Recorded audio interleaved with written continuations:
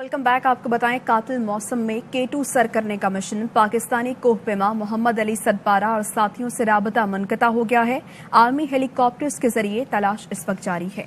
और इसी हवाले से बात करने के लिए हमारे साथ टेलीफोन लाइन पर मौजूद हैं CM गिलगित बल्तिस्तान खालिद खुर्शीद साहब। खालिद खुर्शीद साहब, क्या बताइएगा, जुमे की शाम तक 8000 मीटर का संगे मील अबूर कर लिया था। उसके बाद ये खबरें आ रही थी कि शायद आप अपनी मंजिल के करीब बहुत क्लोज पहुंच गए, लेकिन फिर ये खबरें आई कि मौसम बहुत ख़राब था और उनसे राब्ता मुनक़ता हो गया। आपके पास क्या डिटेल्स हैं? जी, कल 6 बजे शाम के करीब ये क्या कहते हैं, जब कैंप 4 से ऊपर टॉप की तरफ जा रहे थे तो जो टॉप के बिल्कुल पीक के नीचे एक खतरनाक सी एक जगह है, बॉटल नेक कहते हैं, वो जो कहा यह जा रहा है कि वो उससे क्रॉस कर गए थे, लेकिन अब ये कंफर्म नहीं है, अथेंटिक कोई न्यूज़ नहीं है। और अगर वो क्रॉस कर गए तो फिर उसके बाद समिट जो है बिल्कुल स्लोप सा है, तो वो बहुत ईजी है। लेकिन 6 बजे के बाद से उनका जो ट्रैकर है वो बंद हो गया। आज पूरा दिन आर्मी के 2 हेलीकॉप्टर्स सर्च करते रहे और हाई एल्टीट्यूड पोर्टर्स को भी उधर छोड़ दिया गया है। वो भी कल से दोबारा सर्च करेंगे और उम्मीद है, अल्लाह पाक से बस दुआ है कि अली सदपारा और साथी हमें मिल जाए। अली सदपारा, उनकी जो कोशिश थी कि जब विंटर का पहली दफा समिट हो रहा था तो वो उस वक्त भी टॉप पे करीब पहुंच गए थे, लेकिन अनफॉर्चुनेटली कुछ उधर कैजुअलिटीज हुई, तो जिनकी रिकवरी के लिए अली सदपारा जो था वो खुद वापस आया और उसने वो सारा रेस्क्यू मिशन में मदद भी की और पार्टिसिपेट भी किया। तो वो 2-3 दफा टॉप पे गए, वापस आए, और अनफॉर्चुनेटली उस वक्त उसको रेस्क्यू मिशन की वजह से उसके पास टाइम नहीं मिला समिट का। बाद में जब दोबारा ये करीब गए तो मौसम बहुत ज्यादा खराब हुआ, फिर दोबारा इनको बेस कैंप में आना पड़ा। तो ये फरवरी के फर्स्ट वीक में यही एक्सपेक्ट कर रहे थे कि अली सदपारा हम सबको, पूरी कौम को एक जबरदस्त खुशी और अच्छी खबर देंगे। तो अब सब पूरी कौम दुआ गो है, स्पेशली गिलगित बल्तिस्तान का एक फर्द इंतजार में है कि अली सदपारा तो अपने आप कह रहे हैं कि ये जो खतरनाक ट्रैक है, बॉटल नेक जिसे कहा जाता है, अगर वो पार कर लें तो फिर इतनी मरहला मुश्किल नहीं होगा, लेकिन काफी पुरखतर वो जगह है।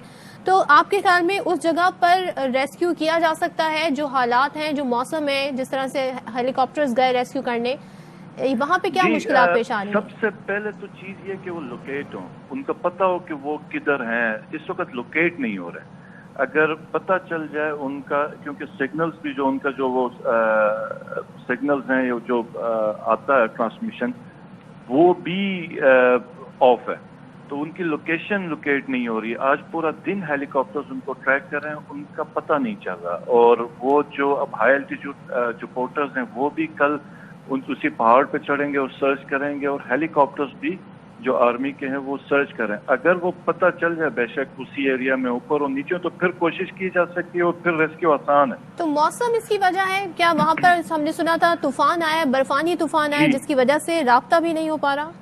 जी, ऊपर ये मौसम बहुत खराब हो गया हुआ है और कहते हैं कि आंधी भी है। अब उम्मीद है कि कल तक अगर कुछ फर्क हो तो दोबारा इंशाल्लाह ताला टॉप तक हमारे जो आर्मी के हेलीकॉप्टर्स हैं, लेकिन आपके पास मुसलसल आप राब्ते में हैं, आपके पास अपडेट्स भी आ रही होंगी, तो आगे मौसम कैसा रहेगा? क्या इतना बेहतर हो सकता है कि रेस्क्यू भी किया जा सके और मजीद सर्च की जा सके, लोकेट किया जा सके? जी, हमें उम्मीद है इंशाल्लाह ताला कल का दिन अल्लाह पाक करम करेगा और अच्छी खबर हमें मिलेगी। जो चीज़ है कि जो अगर मौसम खराब भी हो तो वो जो सिग्नल्स हैं और जो उनका जो ट्रांसमिट करता है जो सिग्नल्स, वो नहीं आ रहे हैं। वो अगर मिल जाए तो मौसम खराब भी हो तो पता चल जाता है कि तो ये तशवीश की बात है क्या कि उनसे राब्ता नहीं हो पा रहा और सिग्नल नहीं है? जी, ये काफी परेशानी की बात है, लेकिन बस अल्लाह पाक के हाथ में, जी अल्लाह करम करेगा इंशाल्लाह ताला। तो मेरी दरख्वास्त है आपके चैनल से कि बस अल्लाह पाक से दुआ करें और हमें इंशाल्लाह। फिफ्थ काराकोरम स्क्वाड्रन है ये, जो एक्यूरेल A350s की सोर्टीज कर रहे हैं सर्च एंड रेस्क्यू की। और ये एक और स्टोरी है हीरोज की, हमारे पाकिस्तान आर्मी एविएशन के अनसंग हीरोज की। उन पायलटों का नाम आप कभी नहीं सुनेंगे, बड़ा मुश्किल होगा कि हमें ये कहानी पता चलेगी कि वो जो इस सर्च एंड रेस्क्यू ऑपरेशन में जो वो कर रहे हैं وہ خود ایک، چونکہ میں ایویٹر ہوں تو میں آپ کو کانفیڈنس کے ساتھ بتا سکتا ہوں کہ وہ جو کر رہے ہیں وہ ایک اور زیادہ، ایک بہت بڑا، ایک اور مشکل کام جو ہے وہ کر رہے ہیں. اس کو میں آپ کو ایکسپلین کر دیتا ہوں. جی. A350 کی جو سروس سیننگ جو کہ مینوفیکچرر کی طرف سے آتی ہے وہ 4800 میٹر تقریباً لگ بھگ بتائی جاتی ہے. انہوں نے پہلے دن کا جب آپریشن کیا ہے تو یہ اس جہاز کو 7000 میٹر تک پش کر کے لے کے گئے ہیں, which is testing the limits of the machine. اور کل 7800 میٹر تک پش کیا ہے.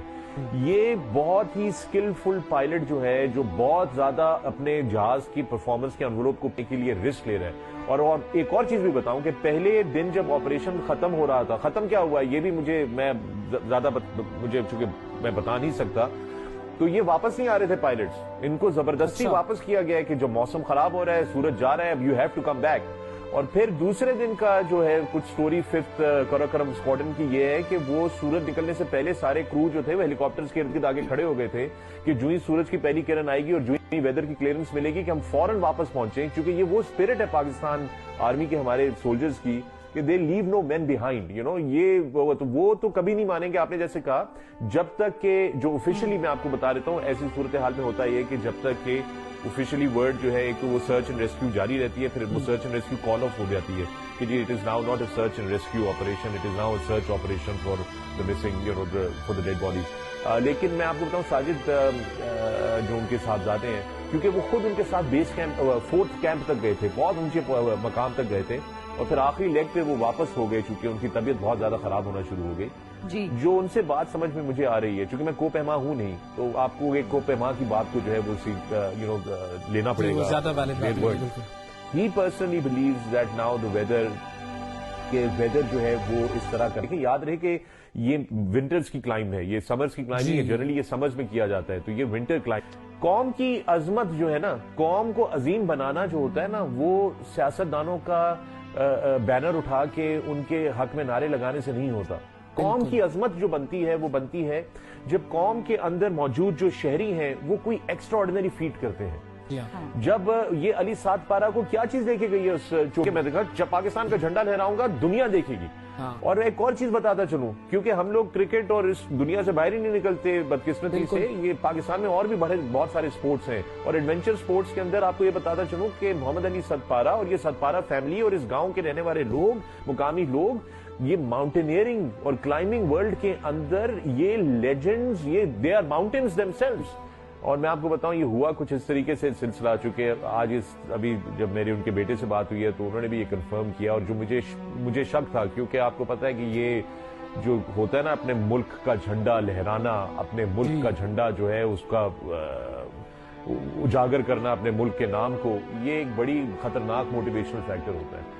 جو مجھے شک تھا کہ چونکہ نیپالی ٹیم نے یہ کام اس سال کر لیا تھا کچھ ہفتے پہلے, تو وہ میرا خیال ہے کہ علی 7 پارہ کو یہ تھا کہ یہ تو ہماری اپنی چوٹی ہے, یہ تو ہمیں بھی سر کرنی ہے سردیوں میں بغیر آکسیجن کے, وہی ریکارڈ ہم نے بھی قائم کرنا ہے. تو وہ جو ڈرائیونگ فورس تھی وہ جسٹ کیپٹ ڈرائنگ ہم ان, اور وہ ان کو لیتی چلی گئی. میں آپ کو یہ بتاؤں کہ جو میری ان کے صاحبزادے سے بات ہوئی, آپ لوگوں نے کل سنا, پہلی بات تو ہے کہ کیا بیٹا اس نے کیا لیگیسی چھوڑ کے گیا ہے باپ اپنے بیٹے کے لیے, اور کیا بیٹا چھوڑ کے گیا ہے ہم سب کے لیے, کہ جس دل پہ پتھر رکھ کے انہوں نے کہا کہ اب ہمیں لاشوں کی تلاش کرنی چاہیے. ہم تو ابھی بھی دعا گو ہیں سارے کے سارے, بٹ انفارچونیٹلی جو ہارش ریالٹیز ہیں, منفی 60 ڈگری سیلسیس کے اندر 3 لگاتار راتوں کا ایکسپوجر, یہ ذرا ایک بہت ہیومنلی ناممکن سی بات جو ہے نا وہ لگتی ہے. معاوضہ ہو جاتا ہے, اس میں کوئی شک کی بات نہیں, لیکن یہ ہے کہ اب آئی تھنک مینٹلی ساجد جو ہے وہ تو پریپیئر ہو گیا ہے, قوم کو بھی اب پریپیئر ہو جانا چاہیے.